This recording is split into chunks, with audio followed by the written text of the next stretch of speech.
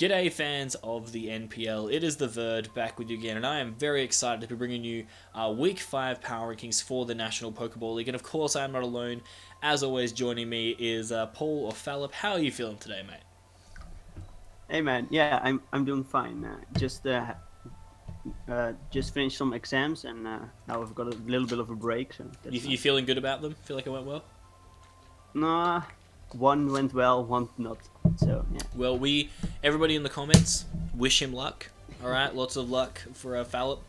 For his studies, we hope for the best thank for you, man. everybody in the NPL. Yeah, But what we are here for, obviously, is the power rankings. As you guys know, each week we rank the 16 teams in the NPL depending on how they've gone. And this week had some upsets, some dominations, and just a few humdingers of games. So, without further ado, let's crack straight into the bottom four. And this has been a while that we've had the exact same bottom four. I'm kind of glad yeah, that we got on the same. We're getting on the same wavelength here, but. Um, Unfortunately, Carney again still at the bottom. He's just, I don't know. I don't think Carney. It happens in every league, guys. And this is such a very competitive league. Carney in a lot of his other leagues has performed exceptionally well. I think I don't know if it's the team or his playstyle. He's just struggling a little bit this season, well, a lot this season, and struggling to find that form that we know that he can do. And I mean, I don't think he played that badly, to be fair, this week. But I don't know. Maybe it's just the caliber of competition. It's just a bit too much for him. Do you think there's anything he could do to improve himself, Paul? yeah. I think it's really hard. I think he slowly is adjusting to like caliber of players we have this season in the MPL. And don't get me wrong, he this week again he lost. I think it was only a 1-0 against Trev. Like it was a really close game. Throughout the whole match there was some hacks. I think a bit of both on both sides. He made some nice predictions, currently too. So like he is getting there, but it's just that every time he just falls short of that win. Like now, I believe his heat run was versus the XL core, and it was just that Trev had that Z move with Mud Slap. So the Tectonic Rage that just clinched in the game. Like Carney was just so close to winning, and I think that's just yeah. I don't know what he can do to just get over that edge, like from losing 1-0 to winning 1-0. Yeah, I think he's definitely got it within him to win some games, and he is definitely, I think, now he is a lot more comfortable with the team that he has, and he's playing a lot better. So Mm-hmm. potentially could do better. I mean, my hope for him, and I've said it to him, is Yeah. as long as he gets to like 1-7 before he's 0-8, he can just shove it in Riz's face. So that is the aim, Yeah. I think, for him now. But Yeah. moving up to number 15, we have the Baltimore Braviaries. Maybe a bit harsh to put them this low, depending the fact that they played exceptionally Mm-hmm. well against the number Yeah. one team this week. But Mm-hmm. I think it's still just very hard to put Blake higher with his current record. I think 1-4. He's not sitting in a really good spot here, fighting for relegation already this early in the season. But definitely there was some good signs from this game. Potentially could have put him higher than Cloud, especially after what happened with Cloud's game.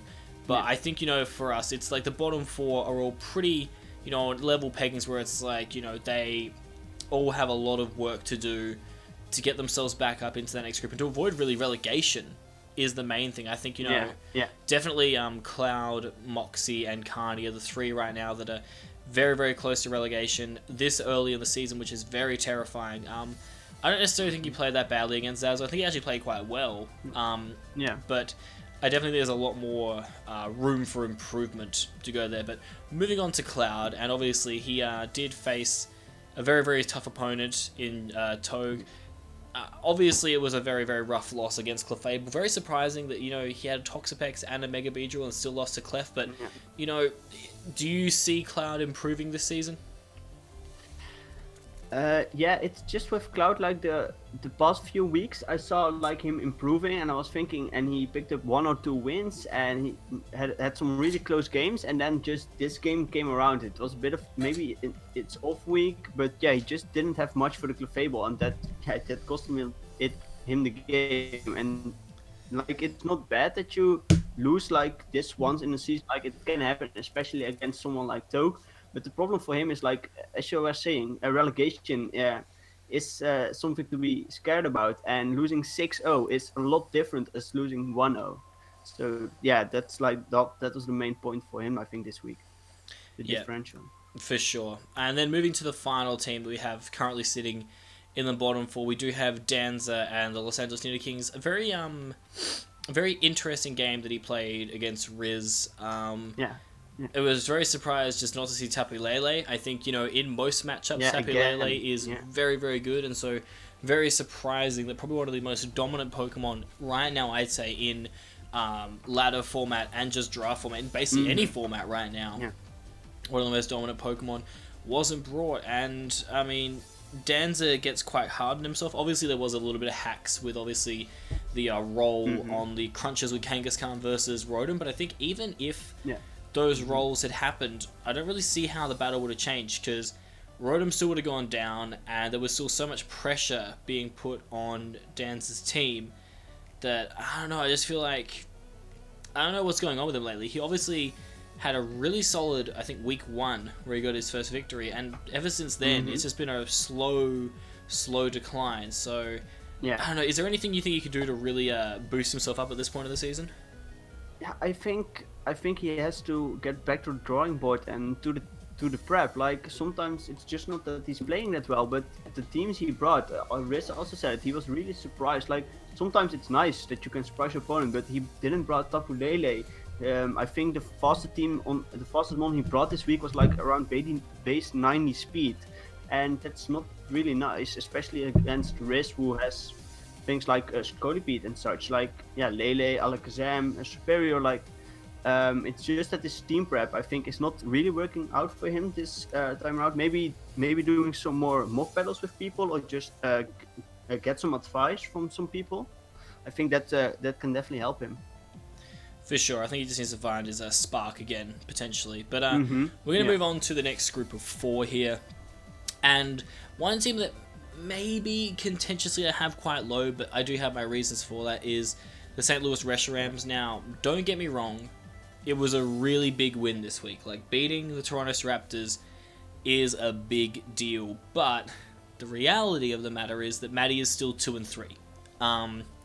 And it's still a very long road for him to climb here in order for him to, get himself back into that really strong playoff position. And this week was really good. Like, he played really well against Jolt and was able to get the result. But I'm being a bit cautious right now with how high I want to put Matty after just one game, because I know how good he is. I know how great he's been in the past, but there is still a lot of tough games to go. And right now, I do see him potentially making a late charge into playoffs, but right now, it's just one very good win. We've seen a lot of teams already this season get one very good win and not go very far with it, so I'm just being a bit apprehensive. Don't get me wrong, like all credit to Matty, fantastic game against Jolt, but a team that we both have currently chilling, I have them at 11th, you have them at 12th, is the Chicago Bewares. I mean, the one big thing about this game that Razor had against Gypsy, I think he actually played really strong at the start against Gypsy. The one really bad play on his part, I think, well, it wasn't really a bad play, it was just a misread, I think, was when he went into his Tapu Koko against the Shaman, expecting the Air Slash and catching a Leaf Storm to the face, basically rendering the Z Brave Bird Tapu Koko useless. A mon that would have been really great at breaking that Shaman, which pretty much just is soloed his team after Delmise went down. So, I mean, other than that big play, was there any other factors you think that led to Razor's demise in that battle? No, not much. It was just that Shaman, and he kept saying that he didn't expect a Shaman that couldn't touch Delmise. Like, I can see where he's coming from, but also, like, if Gypsy has like other mons that deal quite well with the Delmise, he can afford himself to have more of a passive Shaman in that regard. But Gypsy just chose like defensive Shaman with, I think, recovery, lead sheet, and then the Leaf Storm, and then he had one coverage move left, and I don't know if he revealed it, so I won't. But he chose a coverage move not for the Delmise, but for an other mon on his team. So that's all fair. I think it was a great Shaman. It was a great bring for him, and for Razor, it was just unfortunate that he didn't have much like an SD guard jump or something that could maybe deal a bit more damage to the Shaman that he could do now. For what it's worth, the Shaman moveset was Leech Seed, Protect, Synthesis, and Leaf Storm. That was the spread. So, okay. it was. I'm still I need to watch Gypsy's video again to understand why Leaf Storm and not something like Seed Flare, but he has a method to his madness, I swear. Yeah, But indeed. moving on, we have a team that I have at 10th, you have at 11th, and that is the Atlanta Braviaries, obviously coming off a victory over Carney. It was a very close game, but it was a very much needed win for Trev. To get him to 2-3 puts him back, I guess, in the hunt. Maybe not the most convincing victory, but certainly one that I think will propel him a bit further this season. I think, the team that he has now, he seems a lot happier with. He seems to be functioning with it a lot better, but whether that's going to lead to better results in the future is yet to be seen, because, Trev's victories so far have been more against, I guess, the lower tiered opponents, and so, hopefully he can get somebody. Obviously, like the win against Seb was great too, but I think, we want to see him really prove himself against the higher tiered opponents, because that's normally where Trev shines, is against, very good competition. So hopefully he can improve that. But another team moving on to the next section here. I have them at 9th, you have them 10th. A team that came off a loss this week, but I don't think it was really as rough a loss as people thought, and that's the Bayern Munich and Shardy. Do you want to go into that game a little bit, all, and how he played? I think, as to his prep, I think his prep was nice, and it was just he expected certain threats, like he expected to cure him, like he didn't bring Mega Medicham because before that like a Sableye which like totally shuts it down, so I can definitely get it. And then Abe caught him a bit by surprise by not bringing those mons, and then just in the match it looked like it went big bit back and forth, but then the Manaphy against the Domaniton, Manaphy getting critted. So the Domaniton could two-shot it, which it otherwise could not have. But Aberford had another Scarfmon in the back, so he could definitely revenge it. But the match would just have been went just otherwise, because now Megaltaria found a way to set up like I think 1 or 2 Dragon Dances, and then the remainder of the monsters that Shadi have couldn't break it. So he just swept again with Megaltaria like a mini sweep again. So I think for Shadi it was still a close game, and I think it definitely could have gone either way. So that's why, I also didn't move him like really far back or something. So I think he's definitely still in the race. He's 2-2, so. Yeah, it's definitely still a very good chance for him. The Hacks was a bit unfortunate. I think it was also just a really rough matchup when you look at the team that he had. I don't think this is exactly the team that Shardy wanted. Like, it's not a team that Shardy would draft straight away, so already he had bad matchup, and then it's just you have to do so much, smart team building, and Aberforth is a very good battler, so he was back against the wall. I don't think he necessarily played that bad. The Hacks didn't help, but I think it wasn't really in his favour. He can definitely quite easily bounce back from this, but rounding off the bottom 8, a team that you currently have sitting at 9th after I want to say it's a dubious win, just because I feel like, Danza didn't play as well as he could have.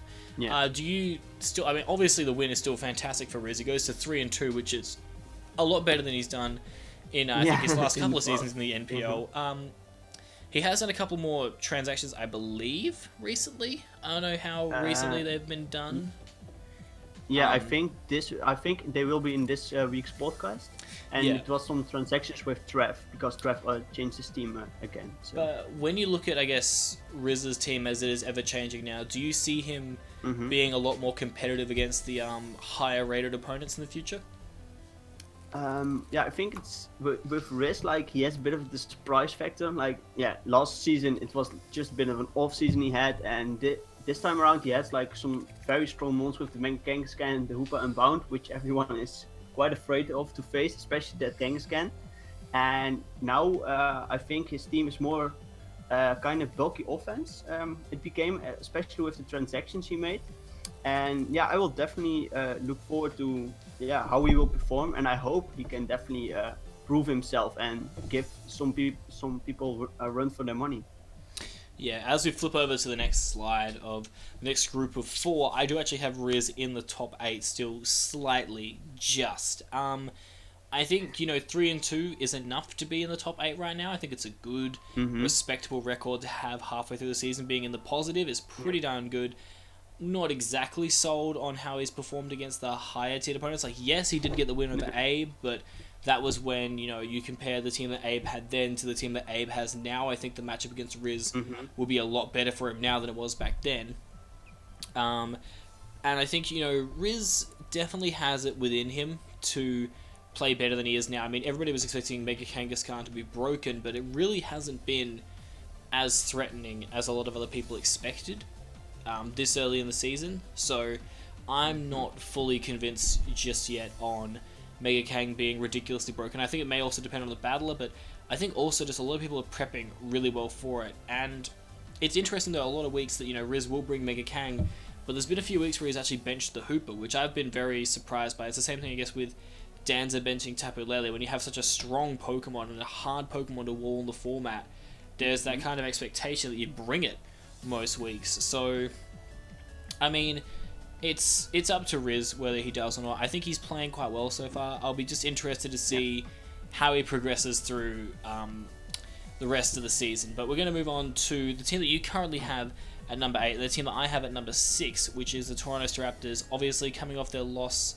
against the St. Louis Retrorams. Obviously, you feel like this was a big loss for Jolt. Do you think it really dents his playoff chances at all, or is it just a little bump in the road?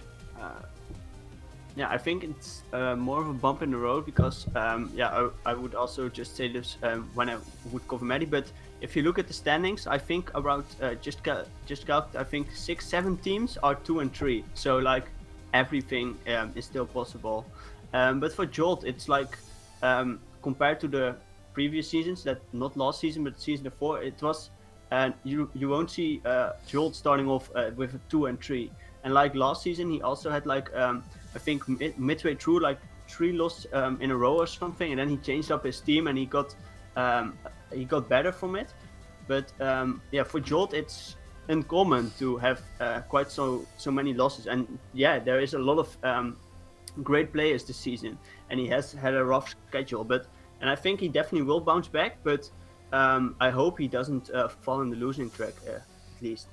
Yep, no, I do that. And the reason though why I currently have Jolt ahead of maybe people like Maddie, Seb, and Riz is just because although the loss against Maddie was a rough one, I think that Jolt's the kind of player that can always seem to work his way into playoffs. Now, let's not account last season where he didn't make it into playoffs, but I think that with the current competition as it is right now, and with some players like I guess Seb and Trev, who were kind of expected to make playoffs, are kind of declining off a little bit from that playoff contention.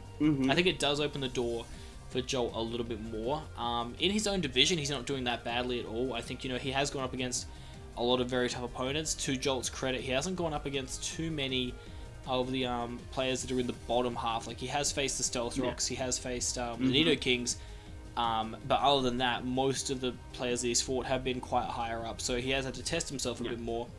But I think that'll make him better. It gives him more of a chance, I think, also late on to get a few more wins to make a run. So that's why I have him above Seb and Riz in that, because I feel like Jolt has a better chance of getting more wins than those guys. Granted, right now, he's in a bit of a sticky spot, because it's the difference between 3 and 3 and 2 and 4. And 2 and 4 does not look good for the Toronto Raptors this season. So next week is a must-win for Jolt. Whether it'll happen or not, we'll have to wait and see. But moving on to a team that I currently have sitting in 7th, and a team you have in 6th, is the Florida for Alligators. Obviously, Seb has gone from 2-0 to start a season to 2-3. Very scary.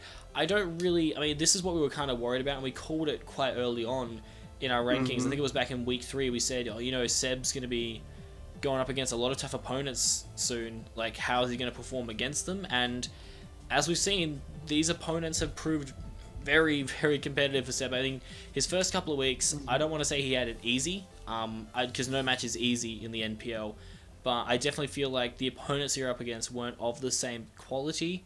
That's not meaning any offense to the lower down players. It may just come into experience or in the format and whatnot, where, I would rate someone like Merc, currently with team and experience right now, a bit higher than someone like Cloud, which was obviously Seb's first round opponent. So there's that. But I think, it's a bit scary for him right now. It's the same situation that Jolt's in. The only difference is that, Jolt has at least bounced back a couple of times and got wins, whereas we haven't seen Seb bounce back yet. He had a really good start.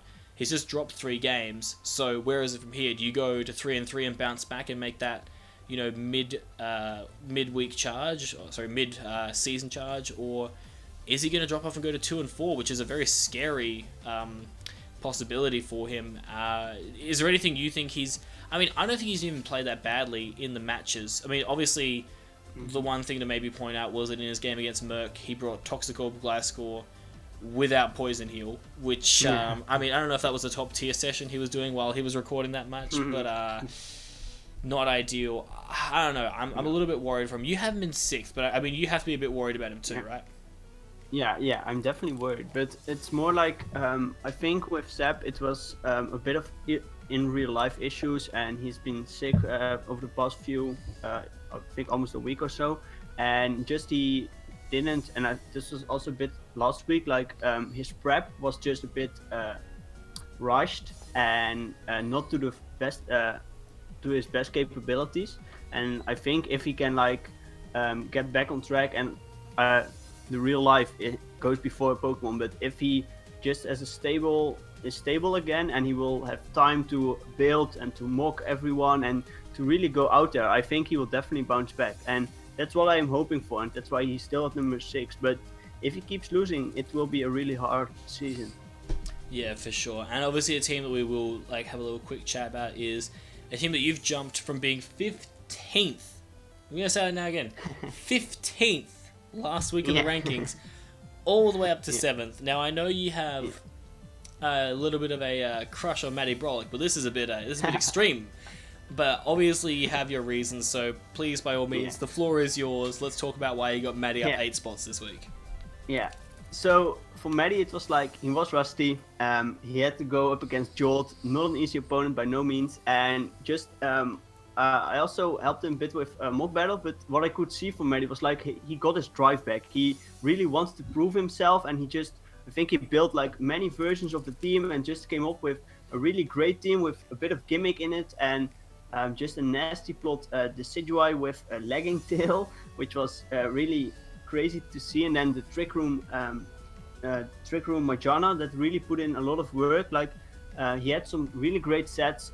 He prepped to his best extent, like Matty did last season, and I think he definitely proved himself just by this one match that he is the contender that he was last season, and that even with the team he didn't draft, he will still do great. He is 2-3, as I said.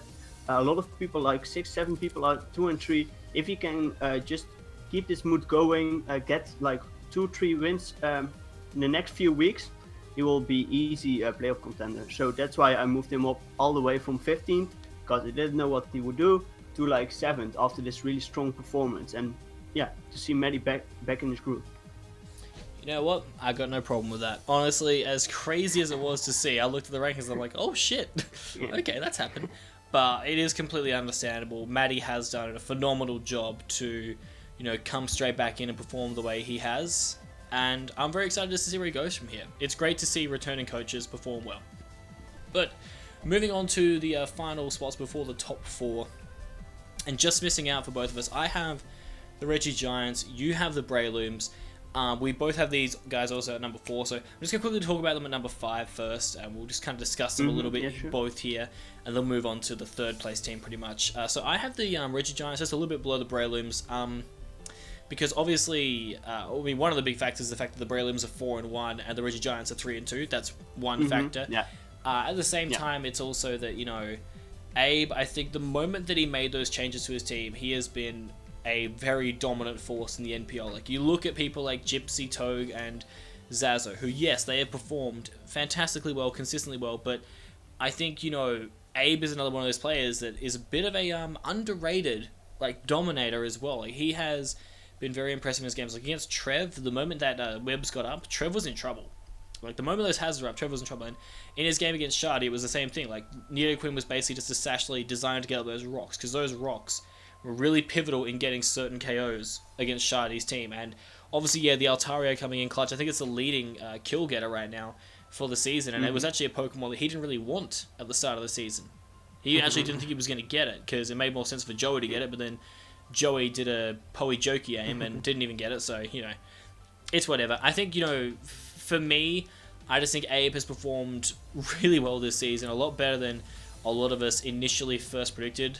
And that isn't discrediting Merc. I think Merc has been fantastic well. I mean, I predicted Merc in my bold predictions to be the best of the new coaches, and he's not far off. He's second place right now when it comes to the new coaches. I think it's going to be kind of hard to beat the guy who's in number 1 right now, but I think this week against Seb, he played really well. Like, I'm not going to beat around the bush. He did what he had to do to win. I just feel that, Abe's record and his performances in his battles has been a lot more impressive, in my opinion, than Merc's. But by all means, tell me I'm wrong, and tell me why Merc is better than Abe. So yeah, I will give you the record. I think Abe has a fantastic record, and it will come a long way. It's just that I think I also mentioned this last week. Like, Abe did face Shadi this week, which is by no means an easy opponent, but he still hasn't faced, I think, my whole top 8, if I believe so. And Merc has gone up against quite some higher rated opponents. So that's why Merc has just that slight edge above Abe, but I think they still are both doing really well this season. And for Aberford, it's really that Altaria is indeed really carrying him. And for Merc this week, he had some cool stats like the Crocodile with bulk up and rest, and then the new move Power Trip was really cool to see. It was just he has done this a few times already, but he has to really focus in matches, because now also he made like 2 misplays by trying to rest 2 times in misty terrain. Like, in the end it didn't matter, but still such small things can potentially cost you. So he has to really look out for making those misplays against in this league. But other than that, he still is just above Aberford. I think if one of the 2 loses, it will be the other way around. But for now, it's just Merc. Yeah, fair enough. But you make a really good point that the terrains and other aspects of the new meta are affecting a lot of the players, and it is like, this is the first season that all these players are dealing with the Sun and Moon format, so expect there to be a few blunders along the way. But I think, you're not wrong. It showed that, how much of control Merc was in that game to be able to misplay twice with the same Pokemon and still come out on top and win. So there's that. But as you see from the slide right now, obviously we had both teams in the different order, and the team that we both agreed on still being at number 3, just because it's kind of hard to put him above the other guys when one of them wins 6-0 and one of them is 5-0. But Gypsy, regardless, I mean, that Shaman, like, I'm not really going to talk about much else from that battle, but that Shaman was just the set that he needed. I mean, he knew what he had to do, which was basically just get rid of the Delmise. The moment the Delmise went down, basically the entirety of Razor's team lost to that Shaman. Granted, Gypsy, had to be careful of the bandit. Oh, sorry, I don't know why I said Flying MZ Tapu Koko when it was a banded Tapu Koko from this matchup. But still, I think Gypsy kind of realized that turn 1 when it did like 36% to a defensive Uxie. Like, that's ridiculous damage. Yeah. And so he had to play really carefully around that, but he caught the Tapu Koko on that turn with the Leaf Storm, and that was huge for Gypsy. That being weakened was massive, because it basically meant that he could like switch in something else, get Koko to die to recoil, as it did when he sent in the Latios. It's basically a kind of stack at that point, and it basically just opened the door for Shaman, saying, well, the moment Delmise goes down, this game is done, because Shaman, with that set, as obnoxious as it was, pretty much just walled the entirety of the rest of Razor's team. So, he had a clear strategy, he achieved that strategy, and he got the results. So, I mean, there's not really much else I can say for Gypsy. It was just a classic Gypsy game. Like, I can't really put him above Togue or Zazo, but I think, he won't be too fussed with 3rd spot right now. Yeah. Anything you want to add on from that battle at all, or not really? No, not really. I think you covered it pretty much all. So yeah. Yeah, if you guys want to see that Shaman destruction, just feel free to go watch it again. It was pretty. Also, check out a lot of these battles, because some of these battles are fantastic. One battle I do want to talk about a bit more as we flip over to the top 2. We will talk about both these teams, but one battle you really should go check out is Zazo versus Moxie, the Butterfreeze against the Braviaries. That was probably the game of the week, in my opinion. If not, maybe St. Louis Toronto was very good too. It's hard. Both were very, very good games to watch. I think, Zazo's no stranger to having his back against the wall. He even had that when he was playing Cloud. He had that week 1 against Merc. So what's really impressive, though, I think, for Zazo is the fact that even with the backs against the wall, he finds a way to pull through. I think, he almost... he missed a Stone Edge as well, which sucks, but he was able to pull through and get the result anyway. But, I mean, credit to Moxie for putting up the fight, but Zazo does what Zazo's been doing for the first 5 weeks and just got the result again. I think, he ended up redrafting and getting Kabutops, and it came in quite clutch for him. I think it was a banded set or something. It did a lot of damage, but... Scarf set, but yeah. It was scarfed, yeah. Well, it still did a ton and was breaking through things and was just a really smart bring for him. And in the end, I mean, he got the result. And there's not really much else I can say about Zazo and the game, to be fair. You can discuss a bit more in a sec, but, 5-0 record, there's, no reason not to put him at number 1, to be fair. And Togue is still very close behind him at 4-1. I mean, that 6-0 of Cloud was very devastating. Obviously playing Clef phenomenally well. Not really much. I mean, there's not really much to say about these two guys. One dominated his week match with a 6-0 win. The other one is 5-0. I don't know if there's anything else you want to touch on, but I think it's pretty clear why these guys are top 2. Yeah, indeed. I think for Togue, there was not much to say. He brought the right Fable set. Cloud didn't have much for it. Togue saw the opportunity, set up one pretty very fair and square. And for Anthony, it was again a really close game, but yeah, he seems to like them. It's always good to see Stunfisk putting in a lot of work. I think it kind of 1v1 to Keldeo, as I think everyone in the MPL loves to see that. It came down to some 50-50s because Moxie decided to bring a Scarf Salamence, and Anthony forgot his Dragon Resist. So that was a bit of a problem for him, but luckily for him, he was able to kill it, I think, with the Kabutops eventually. And it came really down to, I think, some 50-50s even at the end. So, but he still came out on top, so that's why he's still number 1. Yeah, not really much else to say there, guys. Those two, even in the top 3, really, there's not much else to say. They've just been easily the 3 best performing teams this season. You could maybe do a debate for Abe and Merc, but they're in the next kind of subcategory. I feel like it's, these 3 guys, then those 2 guys, then there's Daylight right now. I think, Maddie is creeping up there. I think, Jolt is still kind of around that area, but even at this point of the season, it is so close still with a lot of these teams, and the next few weeks are going to be pivotal because teams could go, so many different ways, and the rankings are going to definitely keep on changing. I mean, I for one hope one of the big things that changes next week is the bottom 4. I don't want to see all these teams in the bottom 4 again next week. Hopefully some of them can get good results. We'll have to wait and see, but if you guys did enjoy this video, make sure that you go slap a like on this video. That'd be great. We'd really appreciate that. Comment down below as well, letting us know your thoughts on the rankings this week, and maybe also your thoughts on the NPL this season so far. Obviously this is we're getting very close, I think, to the halfway point of the season, so just if you have any maybe and then we're halfway. So next week will be the halfway point. Obviously some teams are performing very, very well, some teams not performing as great, so maybe getting your opinions on that would be fantastic. And also, if you haven't already, we would really appreciate if you subscribed to the NPL channel and go check out every one of the coaches and analysts that are part of the NPL. They should be in the description below for you. Phalop, again, thank you for joining me this week. Is there anything you would like to add on just to finish off?